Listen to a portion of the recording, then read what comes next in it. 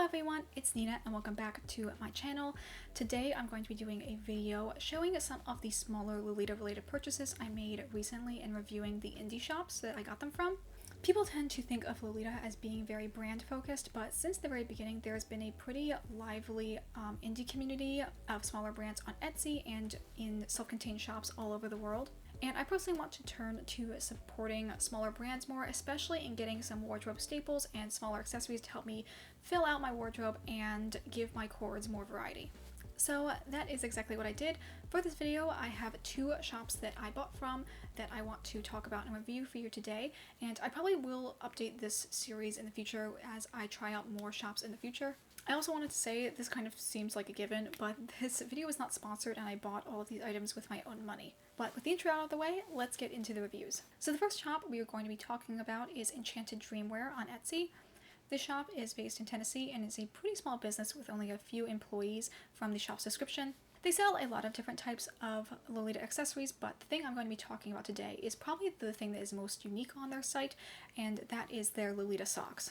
They sell woven Lolita socks in a variety of different substyles, which is definitely not very common for indie brands to sell. I think even most Taobao brands will just do sublimation printed or screen printed socks, but their socks have unique woven designs that serve a wide variety of Lolita substyles. For my collection, I got three different socks: the crisscross ribbon over the knee, the sweet ribbon over the knee, and the sacred heart over the knee. For packaging, the items came wrapped really well. Overall, a very cute vibe.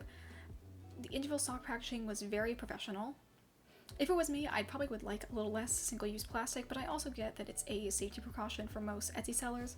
Looking over the socks themselves, they are quite thick and feel very sturdy, and I can tell that they're not going to fall apart anytime soon. These socks are 90% cotton with a spandex blend. This just might be me being blind, but the crisscross ribbon is a lot more beige in person, at least more so than I expected. It's described as a ivory on the site, so I probably should have expected this.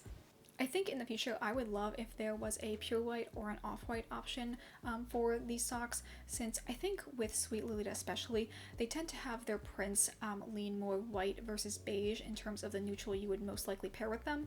But for the other colorways of the sock, with the black and the red, I think for classic and gothic, the beige works just fine. Now let's move on to the fit of their socks.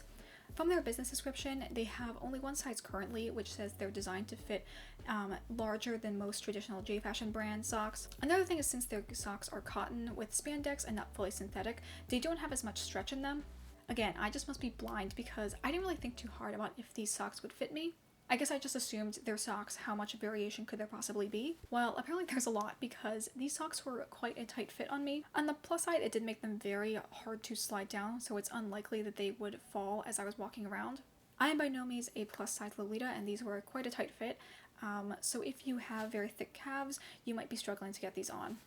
I think the tightness also might be linked to the complexity of the pattern weave, so the Sacred Heart and the crisscross ribbon had slightly less tightness compared to the sweet ribbon socks. Overall, I do really like these socks a lot. I definitely think that they're an item that the Lolita community has been needing for a while. Given that brand new AP socks are $50 and people still sell their used socks for around that same price on the secondhand market, these are a really good affordable option. And with a great variety of patterns, they definitely fit into a lot of different substyles. I definitely can see myself buying from this brand again, and I do recommend you check them out.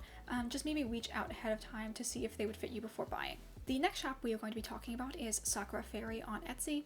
This shop sells a lot of made-to-order Lolita jewelry in a lot of different mediums.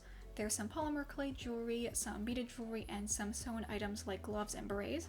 They also have a self-contained shop called Lily of the Valley that has more wooden pins and other Lolita items. For this order, I got two of their items, the regal veil and the spoon and fork earrings.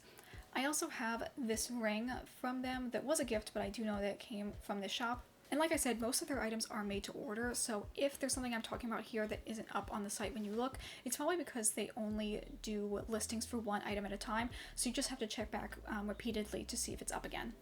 Now, I bought this veil so that I could actually use it on my wedding day. I figured since I already have a Lolita wedding dress, I should probably get a Lolita veil to match with it. It is pretty simple, but at the same time, I think most wedding veils are somewhat simple. Still, the sewing is very clean and professional when you get into the details.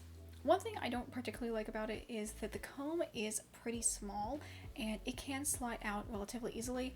I think for my own peace of mind on my wedding day, I probably will add more clips on either side of this just so that I know it will have no chance of falling out. I think considering veils and really just like everything wedding related tends to be stupid expensive, this is a really good affordable option even if you aren't going to use it for Lolita.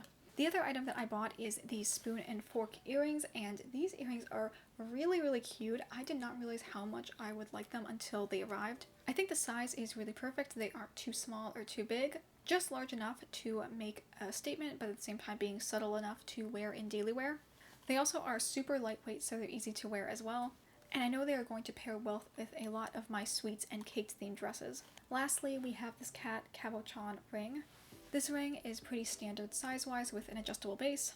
This cabochon, also I know from seeing it on sale on Etsy, is something you can get wholesale, so it's not an original design, but I don't think that makes it any less pretty of a design, since the styling of it as a ring and also a necklace from the same shop is very elegant. I think it's a good fit for any classic look, particularly one with cat themed prints. So that is it for the two shops I wanted to talk about today. Etsy really is a great source for finding new small indie shops, and I definitely will be on the lookout to find more in the future to show you guys. For now, I'm just going to have fun with the items that I got and try to incorporate them into some new cords. As always, thank you all so much for watching. I hope you have a wonderful day. Consider subscribing if you aren't already, and I will see you all in the next video. Bye!